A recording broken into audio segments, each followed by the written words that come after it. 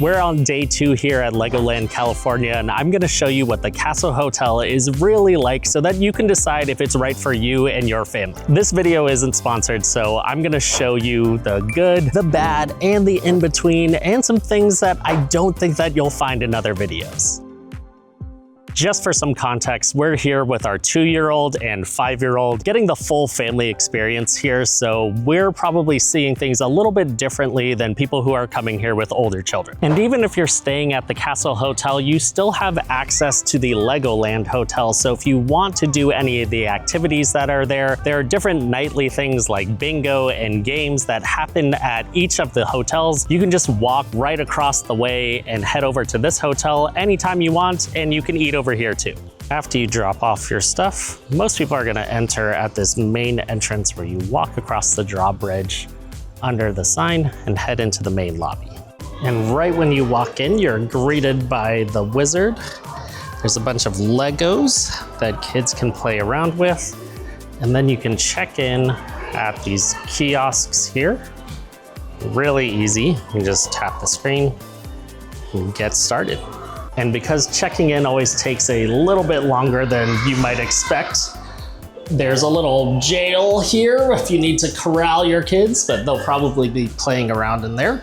And there's just so much to look at in this lobby. You'll have the Queen up there, some brave knights swinging around, and of course, the real Queen overlooking the entire lobby. If you start heading up to the first level, there's another knight in this corner and a slide that kids can go down. Surprisingly helpful if you need a little bit of time to check in or get your bags together. Kids will instantly be excited about checking in at the hotel once they see all of this. While pretty much everybody is going to check in on the ground floor, a pro tip is to actually check in on the first floor, and if you're lucky, you might actually catch the king while you're here. Outside of the elevator on the first floor especially, if you don't have your phone on you or you don't feel like checking your app, they do have a schedule of activities and things that are going on at both the Castle Hotel and the Legoland Hotel. So if you're looking for something to do, these activities generally run until 9 p.m. They can keep you and your family busy after a day at the park. And like any theme hotel, there are plenty of more ways to spend money. You can get these collectible medallions here, and they also have the gift shop that is largely castle themed. Also on the first floor is Dragon's Den. This is where breakfast happens at the hotel before your early entry to the park. You can also order individual dishes for lunch and dinner, and they have the menu posted here on the wall.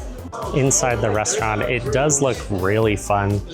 There are some Lego pictures on the wall, plenty for kids to play with. And because you're in the Dragon's Den, make sure to pay him a visit above the fireplace over here on the right side of the restaurant. In the morning, this whole section turns into a self-serve buffet. It's a lot of stuff: scrambled eggs, bacon, muffins, fruit, a lot of potatoes, a lot of kid crowd pleasers. It does get pretty crazy here at breakfast time. But even though the food here is certainly not spectacular, I think that there's so much fun stuff for kids to look at. 1,000 chickens and mice all around the restaurant. And also the food at breakfast, it's just okay. There are a good amount of options. You can eat as much as you want. It's a true buffet, but it's a lot of kids there grabbing food, putting their hands all up in the utensils and stuff. If you are a germaphobe, you might be a little bit challenged with that breakfast.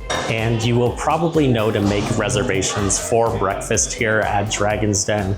But one thing to know is that there will still be a line when you get here, so maybe show up about 10 to 15 minutes before your reservation so that you can line up and eat at the time that you expect. They've also got a full bar over here, so if you want to pick up a drink, you can do that without sitting down at a table. If you don't like kids or you don't have kids, one important thing to know is that pretty much everybody staying at this resort has kids, and there are kids running around everywhere in the lobby, by the pool, out in the courtyard. You're gonna be hearing screaming and jumping, kids playing tag. It's unavoidable. For some families, that sounds amazing because there's a lot of kids that your kids can play with. But if you're someone who doesn't like kids and wants to sleep soundly with quiet and no screaming and no crying, best of luck. And when you walk down the hallway, there is just A lot of fun stuff everywhere. You'll see the crest on the ground. Sometimes there will be little trap doors where you might catch some treasure in the carpet. And having these themed hallways can actually make it really helpful if you get a little turned around or you're not sure what floor you're on. You know, we're staying in a Knights room, everything on the way to our room is Knights themed. And if your kid is having a birthday at Legoland, they will hook you up with one of these happy birthday banners. Until about 11 o'clock or so, you'll generally hear people walking around, checking in with their bags, kids screaming and having a good time.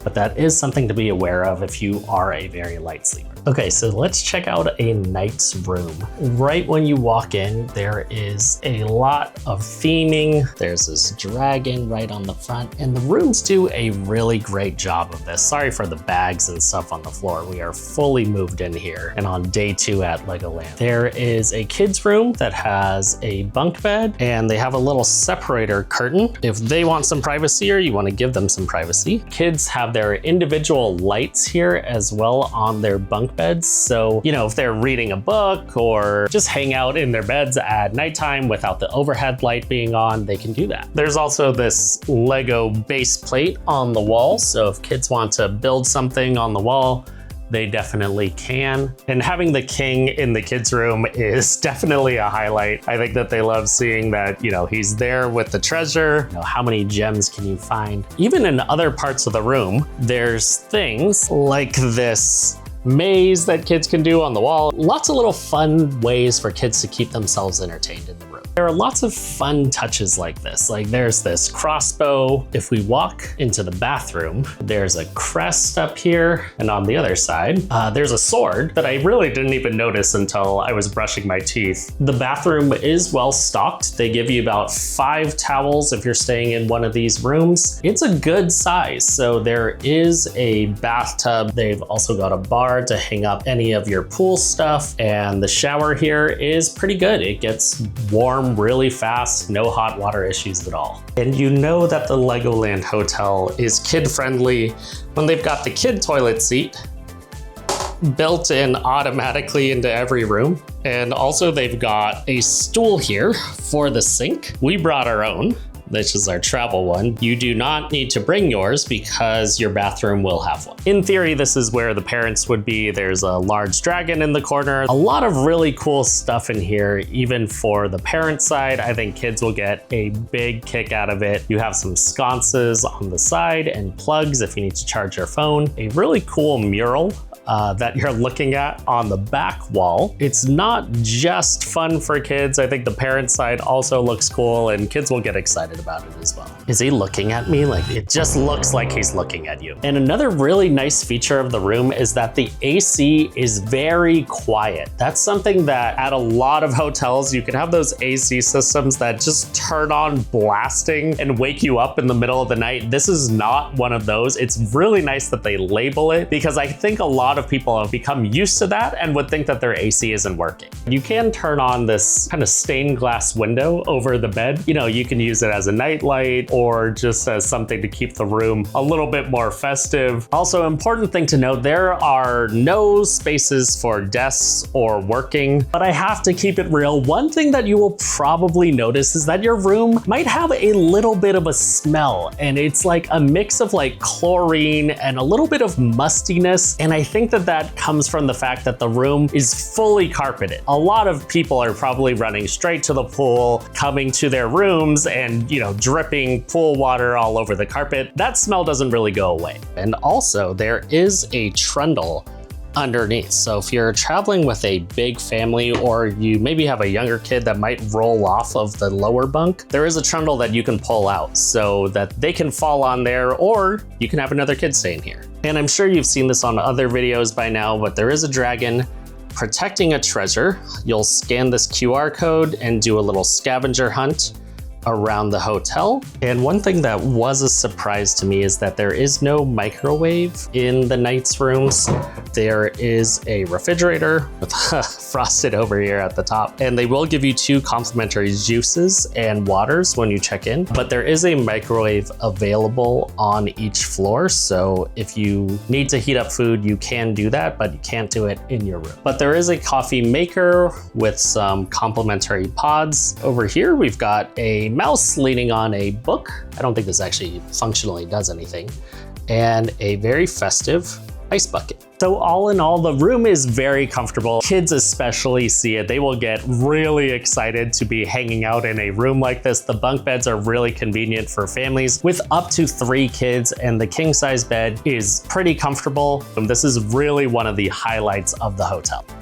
Also, we've got a first floor Knights room, and we do have this little patio out here. It opens up to the playground, but you will hear activity out here until around 10:30, 11 o'clock, which is families running around, kids running around, so also something to be aware of. You may need to pay this guy a visit at the outdoor patio of Dragon's Den to complete that scavenger hunt, just a small hint. On the stage, this is where they'll do some scheduled shows. There was a magic show here last night, and they'll also do bingo and other activities for kids and families. There's kind of a Duplo play area. It's pretty bare bones, but there are a lot of blocks here for younger kids. Next to it, you'll find the playground that's generally for older kids. It's typically supposed to be more of an obstacle course. You can see a kid making his way through there right now, but one part of it is closed, so it's not continuous at the moment, which I think is a bummer for kids who are doing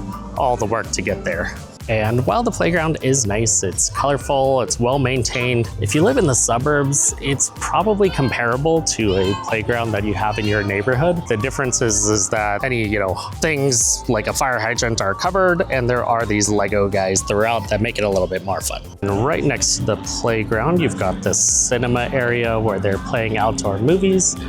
Typically, they'll show a couple Lego movies a night at set times, and then it will just play a bunch of other clips and stuff throughout the day. One thing that was definitely a surprise to us was the pool area. It's much smaller than we would have thought. If you have a nice gym pool, it's probably smaller than that. Yesterday, they were completely out of beach towels for about 2 or 3 hours, and so that was a big bummer. This is a Thursday afternoon, so it's a little less crowded, but they do have these Lego bricks that you can make rafts, floating chairs, all kinds of stuff. One side of the pool is very shallow, so it's 1.5 feet, great for little kids. And then the other side only goes to, I believe, 5 feet at the deepest. So this is definitely more of a kid's pool.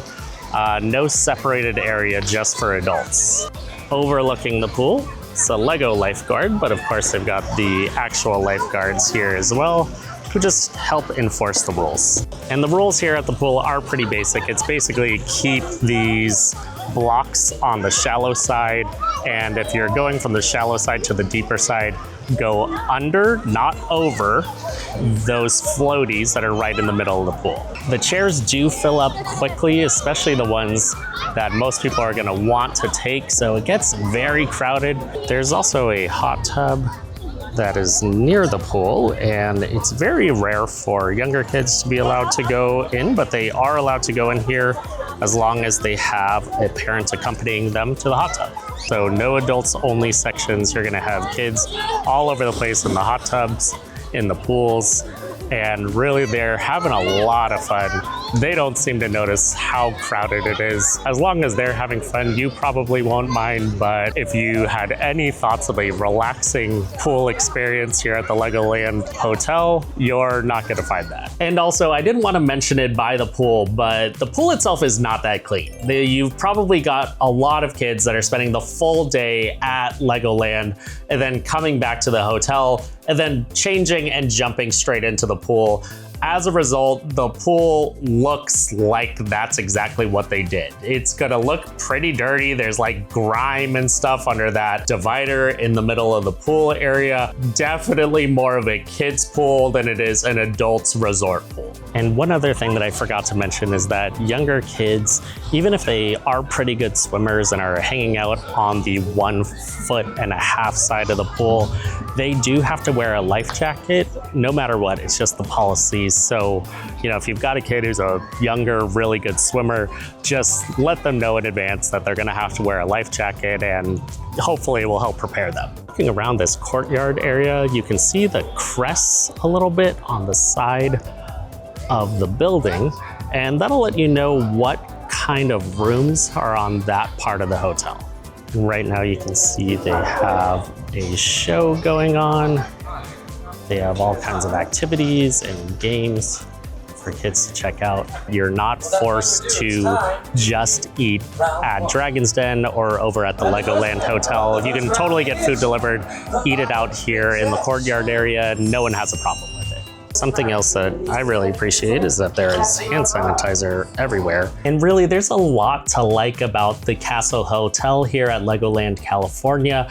But, you know, the downsides are there. The pool is not that big. The rooms have a little bit of like a chlorine-y smell. They are not super luxurious, but they are very fun. I think that kids are going to really enjoy the rooms, regardless of any tiny bit of smell that might be there. And the fact that it's not, you know, a 5-star. This is not the Grand California. And I think there are just some of those moments where you'd be like, Disney World would never. Like, they ran out of forks at the breakfast buffet this morning. Them having no towels for hours at the swimming pool yesterday. That's something that you just wouldn't expect for the price that you paid. And the fact that they were like pretty nonchalant about it when people were just walking into the hotel dripping pool water all over the place, which creates that smell. It also might be nice to have more restaurant options than just the Dragon's Den, but you know, if you come to a resort like this, you're probably not coming here for the food. You're really just coming for the vibes and for your kids to have a great time in a fully themed room like this. And really, it's Legoland. You know, this place kind of tops out around maybe 9 or 10 for maximum ages. Population of the swimming pool area is going to reflect that. It's going to be a lot of younger kids, a lot of swim diapers. Just make sure you shower after you get out of the pool. With all that being said though, you do get to enter the park about 45 minutes early and get access to, I think, 5 different rides that usually have a pretty long wait. We were able to jump on Ninjago first thing in the morning and just get that out of the way. And then we had a pretty relaxing day at the park after that because, you know, you can just go into the park, come out, go back to the hotel, and then go back into the park again whenever you want. And that's a great part of staying at one of these hotels, is that there's no drive, there's no parking for you to get into the park, and so you're paying for a lot of convenience. The shows and activities are a little bit over the top. I think that kids find them funny because it's just adults acting very silly. You might not laugh, but your kids probably will. It's a good way to get them to do something else at the hotel after you spend the day at the park. And if you've got some travel coming up, especially if you're thinking about coming to Denver or you've